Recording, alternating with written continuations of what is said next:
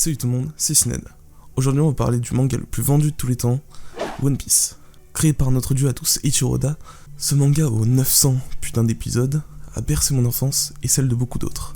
Mais malgré que ce soit mon manga préféré, il y a vraiment beaucoup d'incohérences et des trucs sans aucun sens. Et nous allons aujourd'hui voir les trucs les plus bullshit de One Piece. Il serait logique dans un monde où il y a des fruits du démon, que les humains puissent les manger, et même les animaux. Mais les armes, où est-ce que vous voyez un putain d'appareil digestif? Le pire c'est que personne ne l'explique dans le manga, et la première fois qu'on en voit un, c'est pendant l'arc d'Alabasta. On nous présente Lasso. Il s'appelle Lasso. C'est un fusil qui a mangé un fruit du canidé, dans sa version basset. Un fusil? Je ne comprends pas. Vous dites qu'un fusil a mangé un fruit du démon? Oui, c'est la dernière nouveauté sur Grand Line. Les objets aussi peuvent avaler des fruits du démon. Ne dites pas n'importe quoi. Si c'est un objet, il ne peut pas manger, et les fruits du démon n'ont pas de volonté propre. Je ne vois pas comment un fusil pourrait avaler un fruit.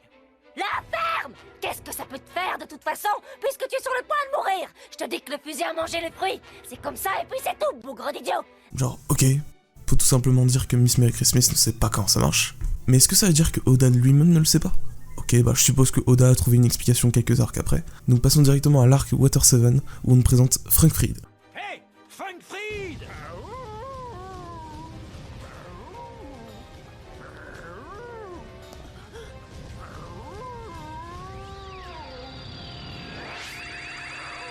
Un gentil garçon. Un éléphant qui se transforme en épée grâce à un fruit du démon? Non, c'est tout le contraire. Mon épée a mangé le fruit du pachyderme. C'est un être mi-épée, mi-éléphant.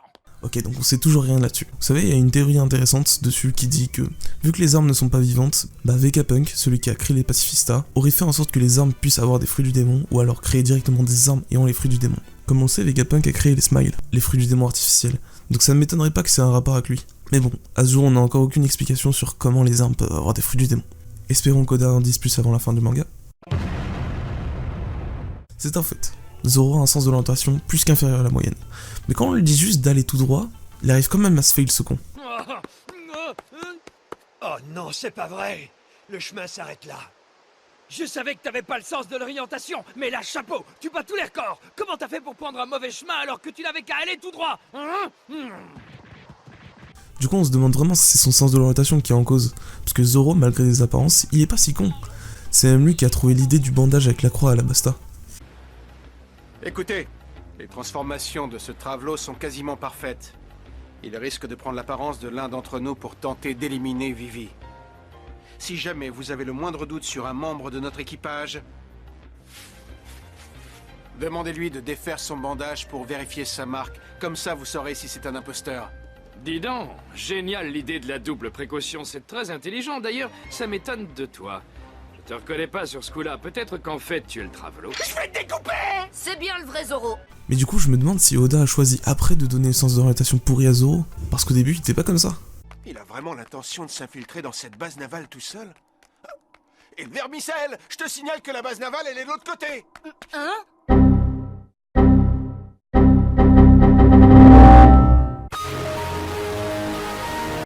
Peut-être que plus il devient fort, plus son sens de l'orientation se dégrade. Sinon Zoro a une cicatrice à l'œil 2 ans plus tard. On se dit tous qu'il ferme l'œil exprès, peut-être pour une technique spéciale. Ma théorie est que cette technique cachée lui servira à combattre son plus grand défaut, le sens de l'orientation. Du coup ça ne m'étonnerait pas que s'il ouvre son œil, il puisse avoir un sens de l'orientation hyper aiguisé. Et qui sait peut-être qu'il sera plus puissant qu'un Locpos et pourra trouver le One Piece tout seul. Non je rigole, c'est du bullshit. Luffy est vraiment con. À se demander comment il a fait pour devenir pirate. Lors du Davy Backfight, Foxy se déguise en fille, et ce gros con de Luffy ne remarque même pas que c'est Foxy. Je te tiens, renard! Une femme? Oh, mais qu'y a-t-il, jeune homme? Vous avez mal quelque part? Dites-moi tout. Alors, où avez-vous mal? À la tête? Ou en particulier au cerveau? Est-ce que vous avez vu quelqu'un passer par là? Non, personne. Enfin si, heureusement qu'il finit par se douter d'un truc. C'est fou, j'étais sûre qu'il était là-dedans. Une seconde, cette drôle de femme, elle lui ressemblait beaucoup.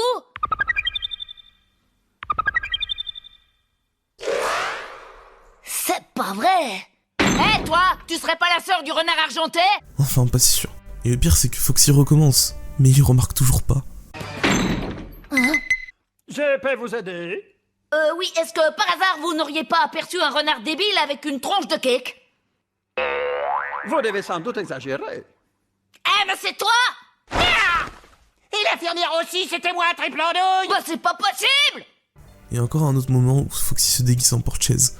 Je veux dire, je veux bien que Luffy ait vécu dans un milieu défavorisé, mais là quand même, quand tu remarques pas ce gros pif là, il y a un problème. C'est quoi cette pièce? Où es-tu, Chubby? Où est passé ce petit canaillou? Allez, Chubby, sors vite de ta cachette, sinon je vais devoir te punir. Quelque chose ne va pas? Non, non, tout va bien. Oh non, il me tape sur le système quand il fait ce petit numéro! Du calme, Sanji! Luffy! Eh, toi, j'ai une question. Oui? Est-ce que tu sais où se cache l'autre tronche de cake? Non, je n'en ai aucune idée. Oh, C'est tu vraiment sais pas, naïf. zut, ça tombe mal. Dis-moi, tu ne Comment savais il pas où fait est pour passé rien le remarquer? Il y a longtemps que j'ai si tu sais pas abandonné où il tout est, on n'a plus espoir. rien à faire ici. On va devoir aller chercher ailleurs. Attention, Luffy! Quoi? Je te conseille de regarder son visage d'un peu plus près. Ben quoi? Qu'est-ce qu'il a, son visage? Bien sûr, tu es la sœur de Foxy, c'est ça? Ah, j'en ai marre de ce déguisement! Ah! C'est toi, tu es tronche de cake! T'as encore réussi à me rouler dans la farine! Je crois qu'il vaut mieux que je me taise sur ce coup-là. D'ailleurs, c'est la même chose avec Usopp et Sniper King.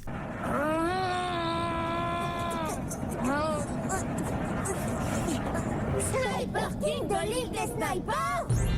Lui-même. Si je suis ici, c'est parce que mon grand ami Usopp m'a demandé de venir vous prêter main forte. Vous êtes un héros! Je vous ai reconnu à votre cape et à votre super masque! C'est la première fois de ma vie que je vois un héros en vrai! J'en étais sûre, c'est toujours la cape qui fait le super-héros. Je suis Reste pas, vraiment c'est ravie de Usopp, vous hein? rencontrer! Usopp?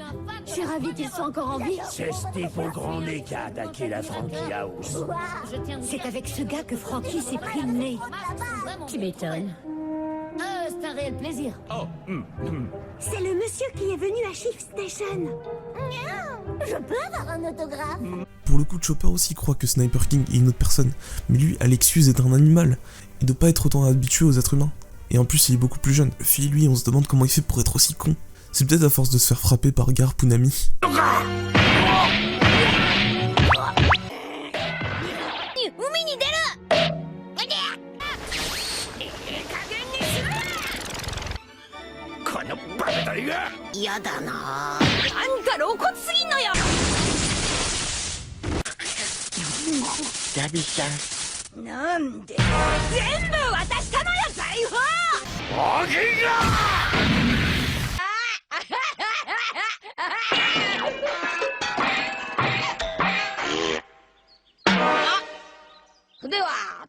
On sait que tout son corps est élastique, donc qui sait, peut-être que son cerveau fond à cause de la chaleur.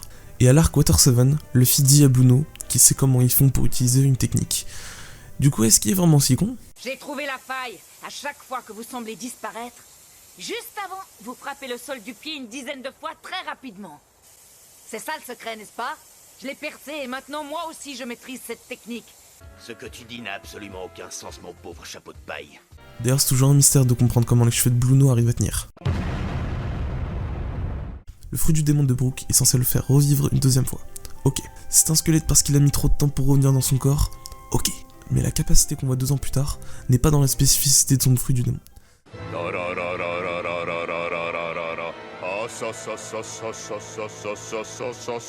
Hé, oh Brook, ça va pas, mais qu'est-ce que tu fais? Hé, Brook!